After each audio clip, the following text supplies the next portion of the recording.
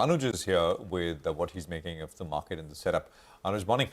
Morning, Prashant. Well, it's the March factor which is at play right now. And the March month in election year is always like this. It brings with it some kind of traits related to possible election play. And it's no surprise that PSUs have started to move once again. Not PSU banks, but PSUs like BHEL, NTPC, etc. yesterday. Many more order announcements, etc. are likely before the elections are announced. And after that, of course, you have the code of conduct which comes in. And then perhaps you see some profit taking.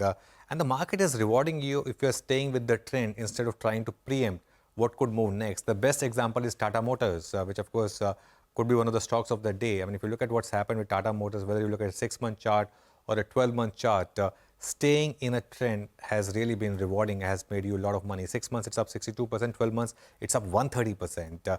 Just, I think, the most consistent chart. In the setup, there are a couple of interesting things that I want to point out. First is FI exposure in the index futures. We've started to see some long build-up and some short covering, and that positioning is once again moving towards the neutral zone. And in the index options, what really stood out was the data on the put side. The put longs were covered and put shorts were added, which tells you that the market perhaps has downside capped. And the upside could be opening up. In terms of levels to watch, the first resistance for Nifty is 22,450 to 22,521 based on options and all-time high zone. And then chartically at 22,574 to 22,637. Of course, support is always more important in a trending market. So you have first support at 22,300 to 22,350 and then 22,150 to 22,200, which is a 10-day exponential moving average zone.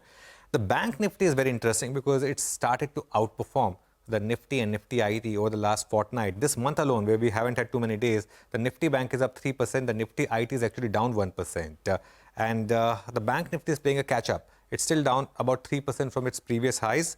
That's where it's perhaps making a move, despite no contribution from HDFC Bank. The first resistance is 47,760 to 48,030, and then 48,200 to 48,500. Support comes in at 47,150 to 47,250, and then 46,850 to 47,000. All right, Anuj, thanks a lot for that. Let's